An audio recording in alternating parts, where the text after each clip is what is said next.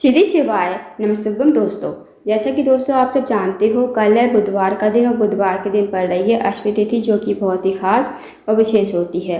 बस दोस्तों, आपको 5 गेहूं के दाने से अचूक उपाय करना है। यदि आप इस उपाय करते हो तो जो भी आपकी मनोकामना होगी ना, चाहे वो आपकी मनोकामना धन को लेकर हो, व्यापार को लेकर हो, नौकरी को लेकर हो, या फिर आपके जीवन की कोई अधूरी मनोकामना हो, काफ़ी दिनों से अधूरी पड़ी हो, तो इस उपाय करने से आपकी मनोकामना अवश्य ही पूर्ण हो जाएगी। साथ ही अगर आपके जीवन में कोई समस्या चल रही है तो वो समस्या भी आपके जीवन से समाप्त हो जाएगी। पूज्य गुरु जी कथा को सुनकर उपाय को अच्छे से समझाने का प्रयास करेंगे। तो आइए दोस्तों, जानते हैं उपाय कैसे करना है। दोस्तों, पहला जो उपाय है वो है मनोकामना पूर्ति के लिए। यदि आपकी कोई विशेष मनोकामना है, धन को लेकर, व्यापार को लेकर, नौकरी को लेकर, तो इस उपाय को अवश्य कीजिए। इस उपाय को करने के लिए आपको लेने हैं 5 गेहूं के दाने। अब जो आप 5 गेहूं के दाने लोगे ना, वो देख लेने हैं, आपको खंडित नहीं होने चाहिए। साथ ही आपको लेना है एक लोटा जल तांबे के पात्र में। अब आपको चले जाना है शिव जी के मंदिर में। दोस्तों, इस उपाय का आप सुबह से लेकर शाम तक कभी भी कर सकते हो। शिव जी के मंदिर में जाकर सबसे आपके पास जो 5 गेहूं के दाने हैं, उनमें से 4 गेहूं के दाने आपको गणेश जी के स्थान पर समर्पित करने हैं। और दोस्तों, आप सबको पता होगा कि जो शिव जी का पूरा परिवार है वो जलाधारी भरी विराजमान है। तो जो गणेश जी का स्थान होता है ना, वो होता है जलाधारी के राइट साइड पर। तो वहाँ पर आपको गणेश जी के स्थान पर 4 गेहूं के दाने ओम गणेशाय नमः और श्री शिवाय नमः का जाप करते हुए वहाँ पर समर्पित कर देने हैं। उसके बाद आपके पास 1 गेहूं का दाना बचेगा। 1 गेहूं के दाने का आपको लोटे के जल में डाल देना है और थोड़ा सा जल आपको गणेश जी के स्थान पर समर्पित कर देना है श्री शिवाय नमः कहते हुए। फिर आपको भगवान कार्तिक के स्थान पर, भगवान कार्तिक का जो स्थान होता है दोस्तों, जलाधारी के लेफ्ट साइड पर होता है, तो वहाँ पर आपको थोड़ा सा जल समर्पित कर देना है। तीसरी बार आपको माता असुरसुंदी के स्थान पर जल समर्पित करना है। माता असुरसुंदी का जो स्थान होता है जलाधारी के बीचों बीच में होता है, तो वहाँ पर आपको थोड़ा सा जल समर्पित कर देना है श्री शिवाय नमस्तुभ्यम कहते हुए।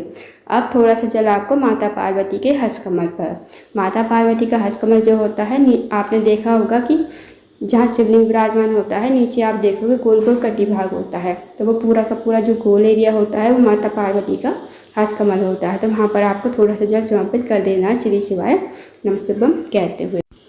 और थोड़ा सा जल आपको बचा लेना है। फिर आपको इस जल को हाथ में लेते हुए दोनों हाथों से लोटे को पकड़ना है। भगवान से प्रार्थना करनी है कि हे महादेव, मेरी ये मनोकामना है, काफ़ी दिनों से अधूरी पड़ी है, आप मेरी मनोकामना को पूर्ण करें। तो आप अपने अकॉर्डिंग प्रार्थना कर लीजिए और इस लोटे के जल को शिवलिंग के ठीक ऊपर श्री शिवाय नमस्तुभ्यम कहते हुए आपको समर्पित कर देना है। 2 मिनट आपको मंदिर बैठना है, श्री शिवाय नमस्तुभ्यम का जाप करना है। उसके बाद आपको भगवान को प्रणाम करके, विनती करके आपको अपने घर पर आ जाना है। तो दोस्तों, करके देखिएगा, बहुत ही अचूक विशेष उपाय है। इस उपाय को यदि आप करते हो तो जो भी आपकी मनोकामना होगी वो अवश्य ही पूर्ण हो जाएगी। अब जानते हैं दोस्तों अगले उपाय के बारे में। दोस्तों, अगला जो उपाय है वो है, अगर आपका कोई कार्य है बहुत दिनों से अटका हुआ है, आप किसी कार्य के लिए बाहर जाते हो, आपको सफलता नहीं मिल पाती है, या फिर आप नौकरी की तैयारी कर रहे हो, नौकरी आपको नहीं मिल पा रही हो, तो आप इस उपाय को अवश्य कीजिए। इस उपाय को करने के लिए आपको लेनी है 2 हरी इलायची, साथ ही आपको लेना है 1 चम्मच शहद, और शहद को आपको एक कटोरी में डाल लेना है। साथ ही आपको लेना है 1 तांबे के पात्र में 1 लोटा जल। अब आपको चले जाना है शिव जी के मंदिर में। इस उपाय को आप सुबह से लेकर शाम तक कभी भी कर सकते हो। शिव जी के मंदिर में जाकर सबसे पहले आपको 1 लोटा जल शिवलिंग के ऊपर श्री शिवाय नमस्तुभ्यम कहते हुए समर्पित कर देना है। उसके बाद दोस्तों, जो आपके पास 2 हरी इलायची है, 2 हरी इलायची को आपको कटोरी में डाल देना है, शहद वाली कटोरी में।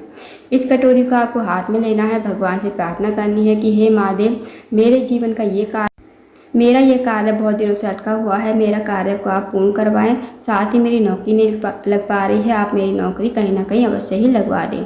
तो आपको ऐसी प्रार्थना विनती करते हुए 2 हरी इलायची और शहद को आपको शिवलिंग के ठीक ऊपर समर्पित कर देना है श्री शिवाय नमस्तुभ्यम कहते हुए।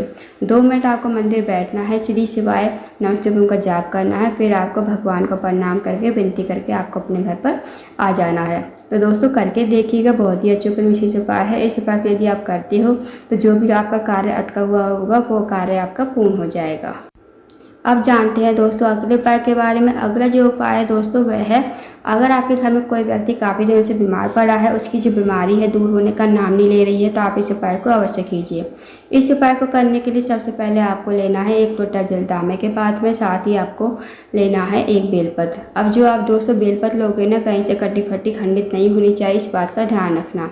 अब आपको चले जाना है शिव जी के मंदिर में। शिव जी के मंदिर में जाकर सबसे पहले आपको 1 लोटा जल शिवलिंग के ऊपर श्री शिवाय नमस्तुभ्यम कहते समर्पित कर देना है।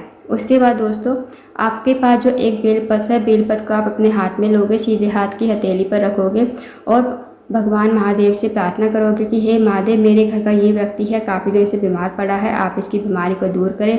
फिर आपको उस व्यक्ति का नाम लेते हुए, गोत्र बोलते हुए इस बेलपत्र को कुंदकेश्वर महादेव का नाम लेते हुए शिवलिंग के ऊपर समर्पित कर देना है।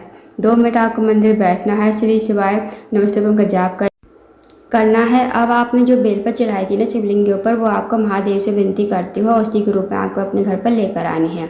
इस बेलपत्र को अपने घर पर लाकर उस रोगी व्यक्ति को खिलाना है। जो रोगी व्यक्ति आपके घर में काफ़ी लंबे समय से बीमार पड़ा है, उसको आपको कुंदकेश्वर महादेव का नाम लेते हुए इस बेलपत्र को चबा चबा कर खाने को कहना है। यकीन मानिए दोस्तों, यदि आप इस उपाय कर लेते हो तो जो भी आपकी घर में रोगी व्यक्ति है, उसकी जो रोग है, बीमारी है, धीरे धीरे दूर हो जाएगी। तो उपाय को अवश्य कीजिएगा। अब जानते हैं अगले उपाय के बारे में। दोस्तों अगला जो उपाय है, अगर आपके जीवन धन की कमी है, पैसों की तंगी या फिर आर्थिक तंगी से बहुत ज़्यादा परेशान हो, आपके घर में माता लक्ष्मी का वास नहीं है, माता लक्ष्मी आपसे रूठी हुई है, तो इस उपाय को अवश्य कीजिए। इस उपाय को करने के लिए सबसे पहले आपको लेना है 1 लोटा जल तांबे के पात्र में, साथ ही आपको लेने हैं 2 कनेर के फूल। अब जो आप 2 कनेर के फूल लोगे ना, वो पीले कलर के होते हैं और भगवान शिव को अति प्रिय होते हैं, तो वो आपको 2 कनेर के फूल लेने हैं। अब आपको चले जाना है शिव जी के मंदिर में। इस उपाय को आप सुबह से लेकर शाम तक कभी भी कर सकते हो। शिव जी के मंदिर में जाकर सबसे पहले आपको 1 लोटा जल शिवलिंग के ऊपर श्री शिवाय नमस्तुभ्यम कहते समर्पित कर देना है। अब जो दोस्तों आपके पास 2 कनेर के फूल है ना, 2 कनेर के फूल को आप अपने हाथ में रखोगे, भगवान से प्रार्थना करोगे, हे महादेव, मेरे जीवन धन की कमी है, पैसों की तंगी है, आर्थिक तंगी से बहुत ज़्यादा परेशान हूँ, माता लक्ष्मी का हमारे घर में वास नहीं है, माता लक्ष्मी हमसे रूठी हुई है, आप कुछ ऐसी कृपा करें कि हमारे जीवन में धन की वृद्धि हो, धन प्राप्ति हो, माता लक्ष्मी हमारे घर में हमेशा वास करे। तो आपको ऐसी प्रार्थना विनती करते हुए 2 कनेर के फूल को आपको शिवलिंग के ठीक ऊपर समर्पित कर देना है, श्री शिवाय नमस्तुभ्यम कहते हुए। उसके बाद आपको 2 मिनट मंदिर बैठना है, श्री शिवाय नमस्तुभ्यम का जाप करना है। अब आपको भगवान को प्रणाम करके विनती करके आपको अपने घर पर आ जाना है। तो दोस्तों करके देखिएगा, बहुत ही अचूक विशेष उपाय है। इस उपाय को यदि आप करते हो तो जो भी आपके घर में धन की समस्या है, वो समस्या आपकी दूर हो जाएगी। साथ ही साथ आपके घर में हमेशा माता लक्ष्मी का वास होगा। तो दोस्तों इस उपाय को अवश्य कीजिएगा। तो दोस्तों ये थे कुछ विशेष उपाय जो आपको बुधवार की अष्टमी तिथि के दिन करने हैं। इन उपाय को अवश्य कीजिए। अगर आपको जानकारी पसंद आई हो, वीडियो को लाइक करना, शेयर करना, चैनल को जरूर सब्सक्राइब करना, कमेंट बॉक्स में श्री शिवाय नमस्तुभ्यम हर हर महादेव जरूर लिखना।